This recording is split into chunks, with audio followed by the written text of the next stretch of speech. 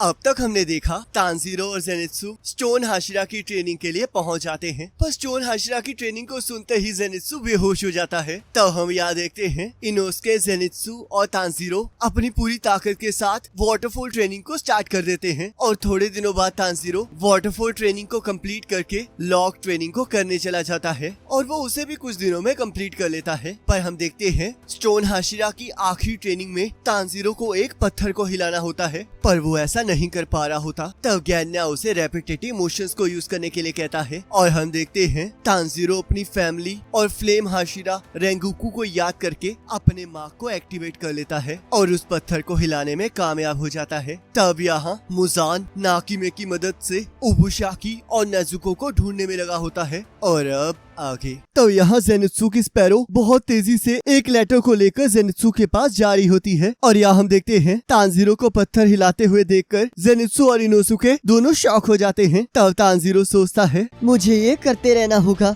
अगर मैंने इस मूवमेंट को एक बार भी छोड़ दिया तो इसे दोबारा से धक्का देना मेरे लिए मुश्किल हो जाएगा। और तब हम देखते हैं तानजीरो को देखकर इनोसुके भी एक्साइटेड हो जाता है और उस पत्थर को हिला देता है। तब जेनित्सु चीखते हुए कहता है अब तो इसने भी इसे हटा दिया है, आखिरकार अब मैं क्या करूँगा। और तब हम देखते हैं जेनित्सु की बर्ड उसके लिए एक लेटर लेकर आती है और तब हम यहाँ देखते हैं तानजीरो की बहुत बुरी हालत हो रही होती है और वो सोचता है आखिरकार मैंने स्टोन हाशिरा की ट्रेनिंग पूरी कर ही ली, पर अब मुझ में पानी की कमी लग रही है, प्लीज कोई तो मेरी मदद करो नहीं तो मैं मारा जाऊंगा। और तभी हम देखते हैं स्टोन हाशिरा वहाँ जाते हैं और तानजीरो को पानी पिला देते हैं और तब तानजीरो कहता है शुक्र है मैं अब जिंदा हूँ और स्टोन हाशिरा को थैंक यू कहता है। पर हम देखते हैं स्टोन हाशिरा अभी भी उसके ऊपर पानी गिराने से रुक नहीं रहे होते और तानजीरो और ज्यादा पानी से मना कर रहा होता है और स्टोन हाशिरा से विलेज के बारे में पूछता है। स्वॉर्डस्मिथ विलेज में तुमने अपनी बहन की जान से ज्यादा विलेजर्स की जान को ज्यादा इम्पोर्टेंस दी थी, जिस वजह से मैं तुम्हारी बहुत इज्जत करने लगा हूँ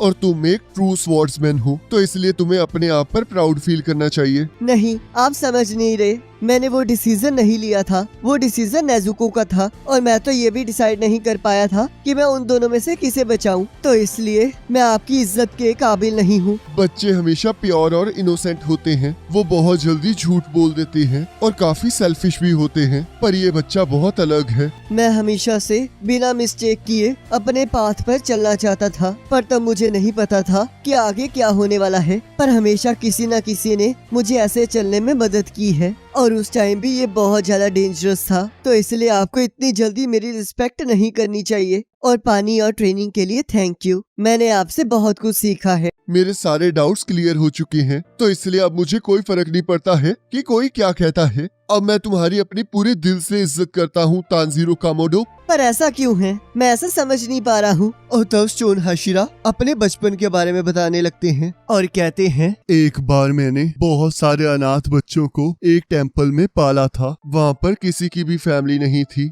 पर वहाँ पर सभी लोग एक दूसरे की मदद करते थे और एक फैमिली की तरह रहते थे और मैं भी उन्हीं की तरह रहना चाहता था। पर एक दिन एक लड़का रूल तोड़कर रात को बाहर ही रह गया और उसके पीछे एक डीमन पड़ गया और उसने खुद को बचाने के लिए उस डीमन को हमारा पता बता दिया। हम लोग ऐसे एरिया में रहते थे जहाँ पर डीमंस का खतरा हमेशा बना रहता था, तो इसलिए हम हर रात को विस्टोरिया फ्लावर वाला बर्नर बाहर रखते थे और उस लड़के ने उस बर्नर को रात को बुझा दिया, जिस वजह से वो डीमन अंदर आ गया और उसने आते ही 4 बच्चों को मार डाला। और जैसे ही मैंने बाकी 4 बचे हुए बच्चों को बचाने की कोशिश की और तब उनमें से 3 बच्चों ने तो मेरी बात ही नहीं मानी, और शायद ये इस वजह से था क्योंकि उस टाइम पर हमें ज्यादा खाने को नहीं मिलता था, जिस वजह से मैं बहुत वीक था और उन्हें भी लगा होगा कि एक अंधा इंसान हमें क्या ही बचाएगा। और उस टाइम बस सायो ही थी जिसने मेरी बात मानी और मेरे पीछे आकर छुप गई और तब वो तीनों वहाँ से भाग गए, पर डीमन ने उन तीनों के गर्दन को काट दिया, जिस वजह से वो मारे गए। और उसके बाद मैंने सायो को बचाने के लिए लड़ाई की और तब एक लिविंग थिंग को मारने पर मुझे एहसास हुआ कि उसे मारना हेल से भी बुरा हो सकता है। पर जब उस दिन मैंने अपनी मुक्के को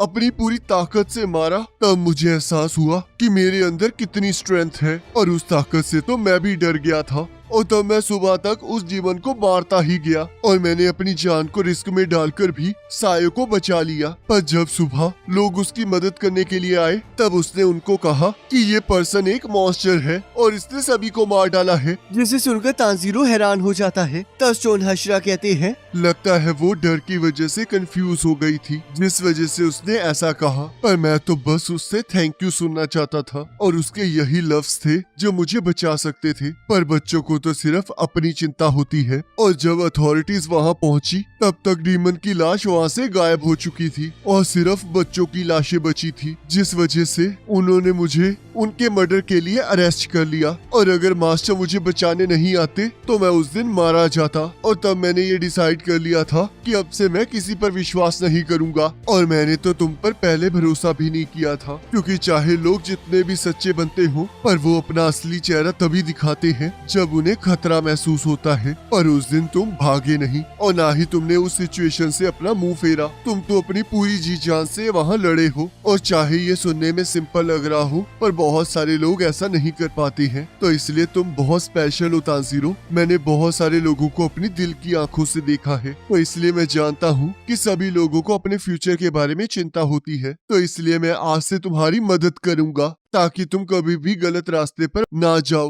मैं भी अपनी पूरी कोशिश करूंगा और इन सब के लिए थैंक यू। तब स्टोन हाशिरा तांजीरो के सिर पर हाथ रखकर कहती हैं, तुमने मेरे साथ अपनी ट्रेनिंग को पूरा कर लिया है, तो इसलिए वेरी गुड। और तब यहाँ गैन्या, तांजीरो और इनोसुके खाना खा रहे होते हैं। तब गैन्या कहता है, चाहे जो मर्जी हो, बस स्टोन हाशिरा सच में बहुत कमाल के हैं। उन्होंने मुझे कहा है कि मेरे अंदर कोई टैलेंट नहीं है, तो इसलिए वो मुझे अपना अगला सक्सेसर नहीं चुनेंगे। पर उन्हें ये एहसास हो गया था कि मैं डीमंस को खाता हूँ, जिस वजह से उन्होंने मुझे अपना स्टूडेंट बना लिया। और उसके बाद उन्होंने मुझे लेडी शिनोबू से अपना चेकअप कराने के लिए कहा है। और जब भी मैं उनसे मिलता हूँ तब वो मुझे देखकर बहुत अजीब सा फेस बनाने लगती हैं और मुझे लेक्चर देती हैं। अगर मैं भी कोई ब्रीथिंग यूज ना कर रहा होता तो मैं भी बिल्कुल तुम्हारे जैसा होता। तो क्या तुम अब ठीक हो? और मुझे लगता है लेडी शिनोबू को तुम्हारी चिंता हो रही होगी, जिस वजह से वो ऐसे रिएक्ट करती हैं। क्या तुम्हें सच में ऐसा लगता है? बिल्कुल यही बात है। और इसके बाद मैं गियू से मिलने जा रहा हूँ। क्या तुम मेरे साथ आना चाहोगे? मैं नहीं आ सकता क्योंकि मैं अभी तक उस पत्थर को हिला नहीं पाया हूँ, और ये शायद इसलिए हो रहा है क्योंकि मैं कोई ब्रीथिंग यूज नहीं कर सकता हूँ। और तब हम देखते हैं इनोसुके उसका मजाक उड़ाने लगता है। तब इनोसुके और गैन्या आपस में लड़ने लगते हैं और तांजीरो कहता है, अगर तुम मेरे साथ चलोगे तो मैं तुम्हें एक बात बताऊंगा। तब गैन्या कहता है, आखिरकार तुम क्या बताना चाहते हो? ये बात तुम्हारे बड़े भाई के बारे में है। और तब यहाँ तांजीरो जेनित्सु को ढूंढते हुए उसके पास पहुँच जाता है और कहता है, क्या तुम इस पत्थर को हिला पाए? तब जेनित्सु मना कर देता है। तब तांजीरो कहता है, मैं तो तुम्हें बस ये बताने आया था कि मैं नेक्स्ट ट्रेनिंग के लिए जा रहा हूँ। और हाँ, मुझे काफी दिनों से लग रहा है कि तुम आजकल बहुत चुप हो। क्या कोई बात है? तब जेनित्सु कहता है, ऐसी कोई बात नहीं है, मैं बिल्कुल ठीक हूँ। मैं बस इसलिए चुप हूँ क्योंकि मुझे अब समझ आ गया है कि मुझे अब क्या करना चाहिए। तब तांजीरो कहता है, क्या तुम्हें कुछ हुआ है? क्या मैं किसी तरह तुम्हारी मदद कर सकता हूँ? तब जेनित्सु कहता है, तांजीरो तुम्हें बस वही करना चाहिए जो तुम कर सकते हो। तुम बहुत अच्छे इंसान हो, तो इस ऑफर के लिए शुक्रिया, पर ये एक ऐसी चीज है जो मुझे खुद करनी होगी। और तब हम देखते हैं जेनित्सु के सिर से खून निकल रहा होता है। और यहाँ वापस जाते हुए तांजीरो सोचता है, क्या जेनित्सु सच में ठीक है? और नेजुको कैसी है? मैंने काफी टाइम से उसका हालचाल नहीं पूछा है, कहीं वो अकेला महसूस तो नहीं कर रही है? और तब हम देखते हैं तांजीरो गियो की बताई हुई जगह पर पहुंच जाता है। तब तांजीरो को एक बिल्डिंग दिखाई देती है और यहाँ गियो और विंड हाशिरा एक दूसरे के आमने सामने होते हैं। तब विंड हाशिरा गियो पर हमला कर देते हैं, पर हम देखते हैं गियो उसे डॉज कर लेता है और इससे गियो की वुडन तलवार पर क्रैक आ जाता है। तब तांजीरो सोचता है, ये अटैक कितना फास्ट था, पर मैं किसी तरह ये चीजें देख पा रहा हूँ और इनकी मूवमेंट्स को फॉलो कर पा रहा हूँ। तब विंड हाशिरा कहते हैं, क्या हुआ तुम्हें? तुम तो हमसे अलग थे ना? तब तांजीरो सोचता है, पर गियू का कहने का मतलब वो नहीं था। और तब गियू अपनी वाटर ब्रीथिंग को यूज करके विंड हाशिरा पर हमला कर देता है, पर विंड हाशिरा उसके हमले को डॉज कर देते हैं और गियू पर हमला कर देते हैं। पर हम देखते हैं गियू अपनी रिफ्लेक्सेस को तेज करके विंड हाशिरा पर हमला कर देता है और उन दोनों के हमले से उन दोनों की तलवारें टूट जाती हैं। तब विंड हाशिरा कहते हैं, चलो फिर अब हाथों से लड़ा जाए। और तब हम देखते हैं तांजीरो उन्हें रोकने के लिए बीच में कूद जाता है। तब विंड हाशिरा कहते हैं, चुप कर जाओ, तुम्हें तो मुझसे दूर रहने के लिए कहा गया था ना, पर तुम तो फिर भी मुझ पर छुपकर नजर रख रहे हो? तब तानजीरो कहता है, अगर तुम ओहागी के लिए लड़ रहे हो तो मैं तुम्हारे लिए और बना दूंगा। तब विंड हाशिरा कहते हैं, क्या यहाँ पर कोई मजाक चल रहा है? तब तानजीरो कहता है, मैं तो सीरियस हूँ, क्योंकि जब मैं आपके घर पर ट्रेनिंग कर रहा था तब मुझे आपके घर से बहुत अच्छी स्मेल आ रही थी, और जब भी मैं वापस आता था तब मुझे आपके घर से ग्रीन टी और ओहागी की स्मेल आती थी, तो मुझे लगा कि आपको वो बहुत पसंद है। तब यहाँ गियू कहता है, सनामी, क्या तुम्हें सच में ओहागी पसंद है? तब तानजीरो कहता है, ओहागी सच में बहुत ज्यादा टेस्टी होती है, तो आखिर क्या तुम्हें ओहागी कैसे खाना पसंद है? मुझे भी अपनी दादी माँ की बनाई हुई ओहागी बहुत पसंद है। तब हम देखते हैं सनामी को इतना ज्यादा गुस्सा आ जाता है कि वो तानजीरो को मुक्का मार कर उड़ा देता है, और थोड़ी देर बाद तानजीरो को होश आ जाता है। तब गियू कहता है, सनामी को गुस्सा आ गया था, इस वजह से वो कहीं चला गया है। तो ये बात है, पर आखिरकार तुम लोग लड़ क्यों रहे थे? हम लोग लड़ नहीं रहे थे, वो लड़ाई हाशिरा ट्रेनिंग का पार्ट था, जिसमें हम हाशिरास एक दूसरे के साथ प्रैक्टिस करते हैं। तो ये बात है, तभी तुम लोग वुडन स्वॉर्ड को यूज कर रहे थे। मुझे माफ कर देना, मैंने तुम्हारी ट्रेनिंग को खराब कर दिया। तुमने ऐसा कुछ नहीं किया है, मैं तो सनामी से ढंग से बात भी नहीं कर पा रहा था, और ऊपर से वो हमेशा गुस्से में ही रहता है। पर चलो अच्छी बात है, कम से कम मुझे उसके फेवरेट फूड के बारे में तो पता चला। अगली बार जब मैं उससे मिलूंगा तो मैं उसे ओहागी खाने को दूंगा, ताकि हम लोग अच्छे दोस्त बन सकें। तुमने सही कहा, मुझे भी आगे से ऐसा ही करना चाहिए। तब एक क्रो कहता है, ऐसा बिल्कुल मत करना बेवकूफो। तब यहाँ रात को सनामी गुस्से में कहीं जा रहा होता है और कहता है, आखिरकार वो लोग कहाँ चले गए हैं? क्या ओबोनाई और म्यूचिरो दोनों को ही आज एब्सेंट होना था? उन फेलियर्स के साथ ट्रेनिंग करने से मेरा कोई फायदा नहीं होगा, और आखिरकार मैं उस तानजीरो के बच्चे का क्या करूं? पता नहीं उसे चाहिए क्या, वो पूरी तरह से पागल है। पर तभी हम देखते हैं सनामी को नाकिमे की आंख के होने का एहसास होता है, और वो उसकी आंख को पकड़कर कुचल देता है। पर तभी नाकिमे की आंख जलकर राख हो जाती है, और उसे एहसास होता है कि डीमंस ने कॉप्स को ढूंढ लिया है। तब हम यहाँ देखते हैं मास्टर और उनकी वाइफ को भी एहसास हो जाता है कि मुजान उनकी तरफ बढ़ रहा है। तब हम देखते हैं मुजान बॉलीवुड स्टाइल में स्लो मोशन में मेन गेट से एंट्री करता है, और उसके बैकग्राउंड में एक ड्रामेटिक बैकग्राउंड म्यूजिक बजना स्टार्ट हो जाता है। तो गाइस, लाइट्स, कैमरा,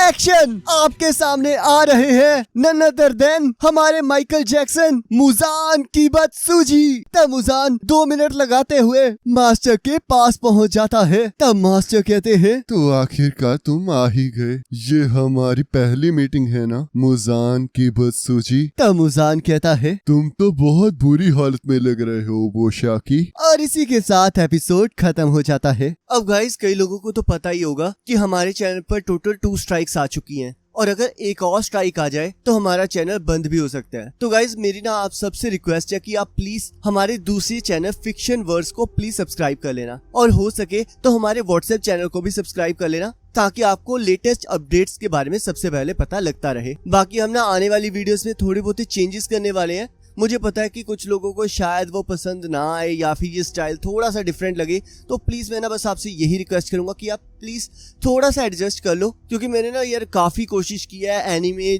जो भी डिस्ट्रीब्यूट करते हैं उनसे बात करने की, बट कोई भी रिप्लाई नहीं कर रहा। और गाइज, मैं नहीं चाहता कि आप जैसी अमेजिंग ऑडियंस को मैं खोऊं, तो प्लीज गाइज थोड़ा सा सपोर्ट करना। बाकी नेक्स्ट एपिसोड का लिंक आपके स्क्रीन पर आ रहा होगा, उस पर क्लिक करके अगले एपिसोड को देख सकते हैं।